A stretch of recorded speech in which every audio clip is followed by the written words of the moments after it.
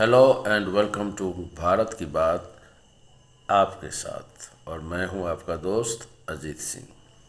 सबसे पहले तो आप सभी भाइयों को, देशवासियों को ढेर सारी शुभकामनाएं और मुबारकबाद, क्योंकि हमारे जो खिलाड़ी हैं वो एशियाड में काफ़ी अच्छा कर रहे हैं।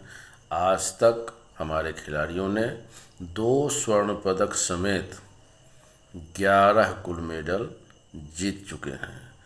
तो मुबारकबाद बनता है हमारे तमाम खिलाड़ियों को और हमारे देशवासियों को। चलिए आगे चर्चा करते हैं। The relation between India and Canada, why it is worsening. अब आप देखिए कि खालिस्तानियों के प्रेम मोह में जस्टिन ट्रूडो, कनाडा के प्राइम मिनिस्टर, फंस जाते हैं, बुरी तरह से फंस जाते हैं। 18 जून हरदीप सिंह निज्जर की हत्या कर दी जाती है कनाडा में, and he just giving an statement कि ये जो हत्या हुई है ये भारतीय एजेंसियों के द्वारा की गई है, जबकि उनके पास 5 आइज जैसी जो सुविधा है इंटेलिजेंस शेयरिंग की, उनका भी इनपुट आया था।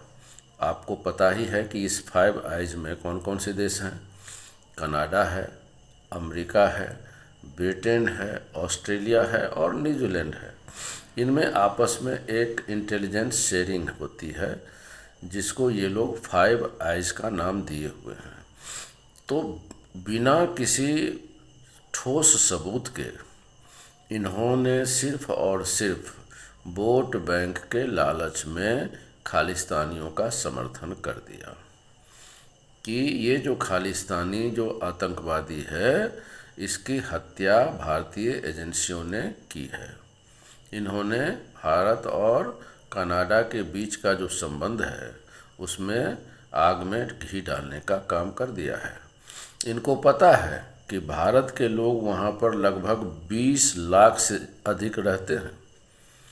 75,000 से ज़्यादा वहाँ भारत के स्टूडेंट्स पढ़ते हैं। कनाडा की इकोनॉमी में भारत का योगदान केवल और केवल स्टूडेंट्स के माध्यम से प्रतिवर्ष 75,000 करोड़ से अधिक की है। आप देखिए कि कुल विश्व के साथ जो उनका संबंध है एजुकेशन से रिलेटेड, उसमें 40% कंट्रीब्यूशन इंडिया का है।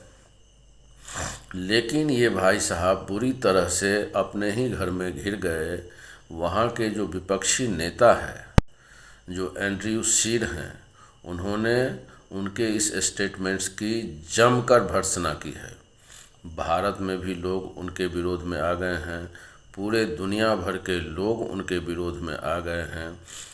एंड्रयू शीर ने तो यहाँ तक कहा कि एशिया की महाशक्ति भारत से पंगा लेना कनाडा को काफ़ी महंगा पड़ेगा। लेकिन आपको क्या लगता है कि ये खालिस्तानी मूवमेंट्स का कोई इसमें इशू है? Not at all. मैं आपको बता दूं कि खालिस्तानी मूवमेंट्स ये है ही नहीं। यह महज एक मनी लॉन्ड्रिंग और ड्रग ट्रैफिकिंग का धंधा है।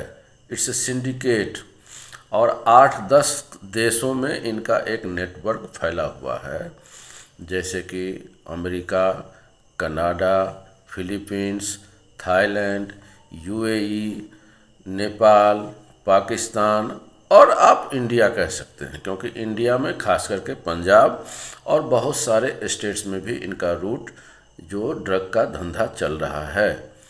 केवल और केवल मैं इसको आपको समझाता हूँ कि ये खालिस्तान मूवमेंट्स तो कब का ख़त्म हो चुका है, क्योंकि भारत में जितने भी सरदार जी हैं, पंजाबी लोग हैं, वे तो भारत की शान हैं। उनको इस खालिस्तानी मूवमेंट से कुछ लेना देना है ही नहीं। अब होता क्या है कि जो कनाडा में लोग कमाने जाते हैं या जिस तरीके से काम करने जाते हैं, तो कनाडा में पंजाबी जो सरदार जी हैं उनकी संख्या लगभग 8 लाख के बराबर है। 7.70 लाख तो बहुत बड़ी आबादी है। तो बहुत बड़ी आबादी है, तो क्या ये सारे के सारे लोग खालिस्तानी हैं? बिल्कुल नहीं हैं।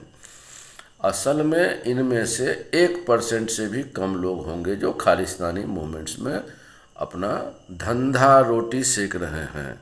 खालिस्तानी जो मूवमेंट्स है वह एक बहाना है, आर है।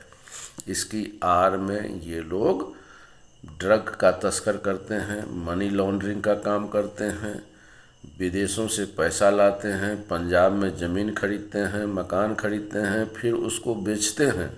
बहुत सारा धन की उगाही होती है।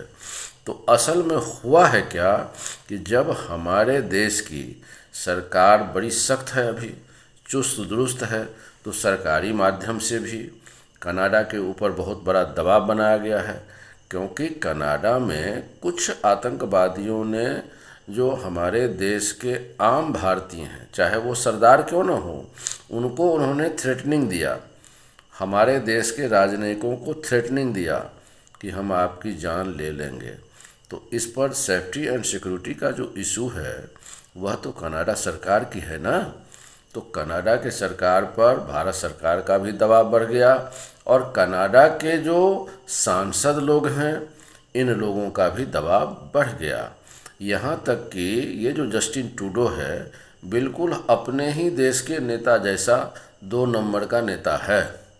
जैसे अपने देश की साख को दांव पर लगाकर अपनी कुर्सी बचाने वाला जो कल्चर है यह हमारे देश में तो था ही, लेकिन जस्टिन ट्रूडो एक उदाहरण बन गए हैं कनाडा जैसे विकसित देश में भी, कि वहाँ के भी नेता सिर्फ और सिर्फ वोट बैंक की लालच में अपने देश की प्रतिष्ठा को दांव पर लगा सकते हैं। तो ये तो भाई साहब बुरी तरह से फंस गए हैं, अब माफ़ी पर माफ़ी मांग रहे हैं। अब देखिए कि हमारे देश में जो भी हमारी जो बड़ी बड़ी ताकतवर इंटेलिजेंस एजेंसियां हैं आज की तारीख में, जैसे कि रॉ हो गया, NIA हो गया, IB हो गया, ATS हो गया, ये लोग इतनी शक्तिशाली इंटेलिजेंस एजेंसियां हैं कि इन लोगों ने पूरे खालिस्तानी नेटवर्क को जड़ से उखाड़ फेंकने का काम शुरू कर दिया है। आज तो हद हो गई कि जो ये पन्नू है, पंजवार है, लंडा है, लांडा, निज्जर है, ये जितने खूंखार आतंकवादी आप सुन रहे हैं उसमें निज्जर की तो हत्या हो चुकी है, पंजवार की भी हत्या पाकिस्तान में हुई है। तो इन सब की जितनी प्रॉपर्टी थी सबको जब्त कर लिया गया है, और जो कुछ लिस्ट भारत सरकार के एजेंसियों के पास है सब पर छापे मारे जा रहे हैं। आज तो पंजाब में 48 जगह एक साथ छापा मारा गया, और नतीजा क्या निकल रहा है कि यह जो लोग हैं इनमें आतंकवादियों में जो मैं बता रहा हूँ ये बहुत कम लोग हैं। ये सिर्फ पैसा के लालच में ड्रग ट्रैफिकिंग का काम कर रहे हैं, मनी लॉन्ड्रिंग का काम कर रहे हैं। और चूँकि विदेश जब कोई जाता है तो जाहिर सी बात है कि अपने जैसे लोगों को देख करके उसके मन में थोड़ा आकर्षण होता है, और उनसे जब ये लोग बच्चे जुड़ते हैं तो इनको ये बरगलाते हैं। इसलिए नहीं कि इन्हें खालिस्तान बनाना है, they have nothing to do with Khalistan. ये इमोशन को एक्सप्लॉइट करके केवल अपने धंधे में नौजवानों को झोंकने का काम करते हैं।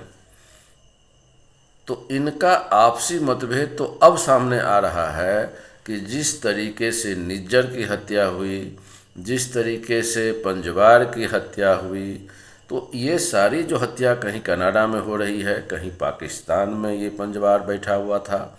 जो जनरल AS वैद्या साहब जो जिनका असैसिनेशन हुआ था, हत्या हुई थी, उसमें इस पंजवार का नाम है, और ये पाकिस्तान के लाहौर में बैठा हुआ था, तो इसकी भी हत्या हुई है। तो जितने आतंकवादियों की जो हत्या हो रही है ये आपस में गुटबंदी है, इनका गैंगवार चल रहा है और कुछ नहीं है। और भारत सरकार की एजेंसियां इन्हीं का फ़ायदा लेकर के इन सब की जितनी संपत्ति है भारत में सबको जब्त करने का काम कर रही है। इनको जड़ से उखाड़ फेंकने की आवश्यकता है और वही काम कर रही है। पंजाब के बाकी के जितने लोग हैं वे सब के सब राष्ट्रभक्त हैं, हमारे देश की शान हैं। पाकिस्तान की भी दाल इसमें अब नहीं गल रही है। और हमारी एजेंसियां जो मैंने बताया आपको कि ATS, NIA, IB एंड राव, they are very smart internally and externally also. तो इन लोगों ने अपनी कार्रवाई के बूते इन तमाम जो 20-25 आतंकवादियों का लिस्ट है उनके विभिन्न ठिकानों पर छापा मार मार कर उनके सारे संपत्तियों को जब्त कर रही है। और it's just matter of time कि जब आप देखिएगा कि पूरे देश से ये जो खालिस्तानी जो दो एक्का बचे हुए हैं इन सबको जड़ से उखाड़ फेंका जाएगा। आप सबकी क्या राय है, इसमें क्या प्रतिक्रिया है, हमें ज़रूर दीजिएगा।